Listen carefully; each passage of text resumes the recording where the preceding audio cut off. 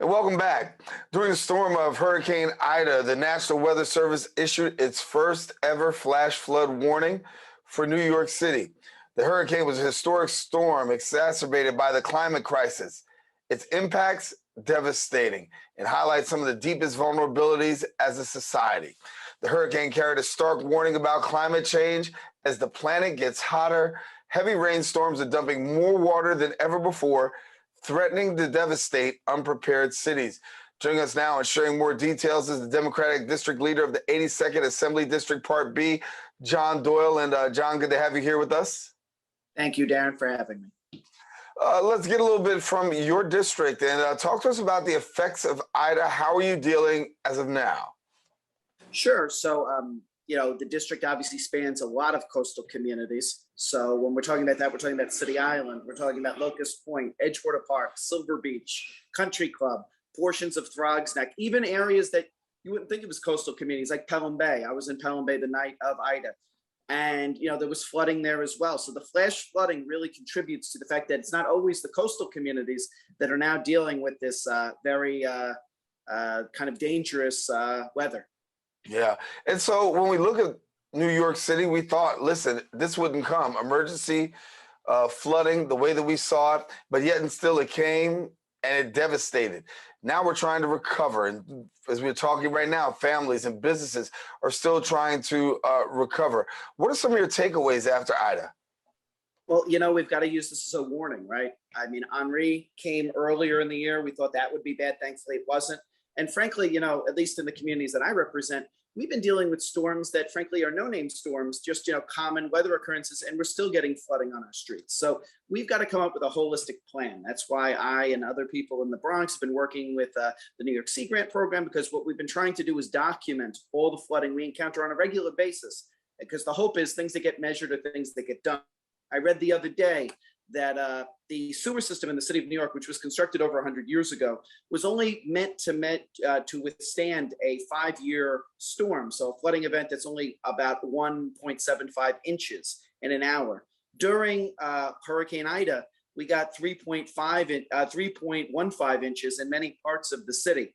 So the system's not built to withstand a lot of this weather we've been having, and we've got to do more either way to help our coastal communities. Climate change is still a severe threat, and frankly, we're dealing with it right now. And the sea level has risen 9 inches since 1950, and is expected to rise another 2.5 feet by 2050. So we've got to really have all hands on deck, because this is an emerging crisis. Because if we don't act soon, we're going to lose our coastal communities. Where's your public perception? I mean, what is the public perception I see when we talk? I mean, Ida, of course, exacerbated things and put things on the radar, but give me the perception of people. I mean, 9 times out of 10, we're not talking about this. But now it becomes a more prevalent conversation. How much more is there public perception from fellow electeds? Yeah, I mean, I was at a meeting last night with the mayor's office of climate change, and we had folks in that room. We don't do party checks when people come into the room, but people who I know have not always been folks that had climate on their mind, and now it is on their mind. So we have to use what is a tragedy and try to transform it into an opportunity for others. And the best way to do that is to pass holistic legislation, whether it's the Green New Deal, whether that's the Climate Community Investment Act at the state level, whether that's, revamping parts of our budget at the city level. There is so much left to do. And I think, as you were saying earlier, how do we get this kind of on people's radars? I think for a lot of young people, probably under the ages of 40, it already is on their radar, because they know they're going to be encountering a lot of these weather storms. But I think storms like Ida, storms like Henri have been very helpful in the sense that people are now willing to reimagine a world where these are more common occurrences, and what can we do to lower our carbon footprint, and what can we do to build more resilient infrastructure? Because whether you are on the coastline, it doesn't matter, whether you believe in climate change or not, it's coming for your home. So we've got to deal with it. Yeah, got to deal with it, and hopefully people will take it very seriously, knowing the impact that it's actually had. Around your area, talk to us about how residents are rebounding. A lot of conversation about the rebuild and rebounding. How's it going? So far, so good. I mean, I think a lot of us were relieved in a sense that, we didn't see mass devastation on the scale of Hurricane Sandy. But I do have to say, I was out with Senator Biaggi a few days ago on the commercial strip here on City Island Avenue, and you'd be surprised how many of the store owners had mass flooding in their basement, how much stock supply they lost. I mean, we're talking thousands upon thousands of dollars per business, so millions on the strip overall. And that's not a situation confined to City Island. That's a situation that's playing out in parts of Throgs Neck and parts of Pelham Bay, that this mass flooding that the sewer system could not handle has impacted everybody. So let's use this as a teachable moment, and let's use this to expand. I'm aware, again, we have an issue with the basement apartments that for years have kind of been going on with a wink and a nod, if you will, that people understand they are not exactly what you would call street legal, but at the same time, people are living there. And what can we do to make these more resilient homes and bring them up to legalization? Because if we do nothing, we're gonna have storms like we've had where, people are literally dying in these apartments because they are unsafe. So we've got to do really so much more to address coastal flooding, but also the storm surge, which can happen anywhere, which is just massive rainfall. And we've got to use the opportunities we've been given. Every storm is a warning, and we're not going to get too many more warnings before we need to do something truly transformative. So obviously the president's trying to pass the American Jobs Act. A lot of that is going to be dealing with climate. So we've really got to move all these things forward. Yeah, talking about climate is really huge. A lot of us, we come to City Island, we come to visit. We don't live, right? But the people who live really have to experience it. I mean, we come, we visit, we eat, we walk around. But for those persons that are living over there, how much is there this heavy area of concern now, given the fact of what we just saw? I mean, absolutely. We had areas of Bridge Street that were literally underwater. We had areas on Ditmars that were underwater. That was more coastal, of course. But we've had a lot of these different issues. And again, as you pointed out earlier, on City Island, this is happening almost every time there is rainfall. There's a mass pool of water on some of these streets. And we've got to use those as warning signs too, because pretty soon we're a zone 1 community, which means that the minute that there's an evacuation order given, we're in the most likely zone to be evacuated. Locust Point, which is in the Throgs Neck community, is also zone 1.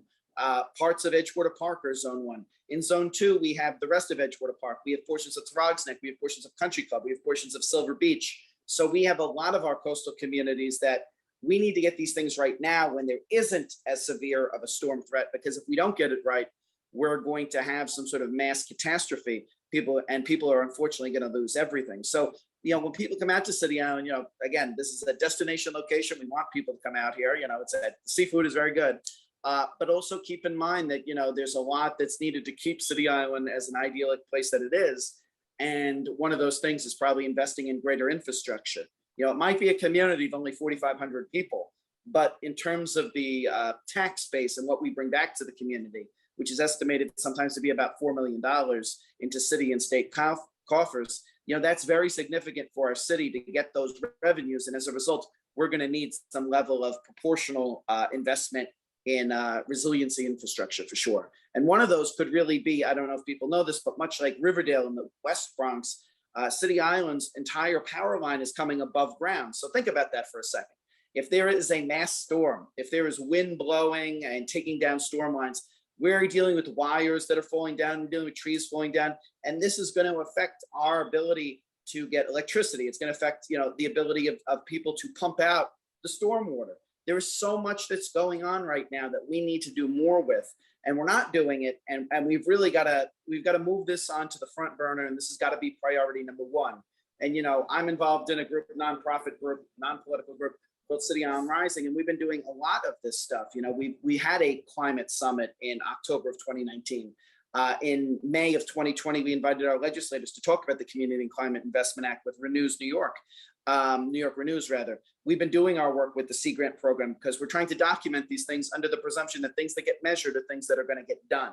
You can't go to a policymaker without substantial evidence to show this is a problem. And we've already collected over 700 photographs to show all the different flooding in our neighborhood.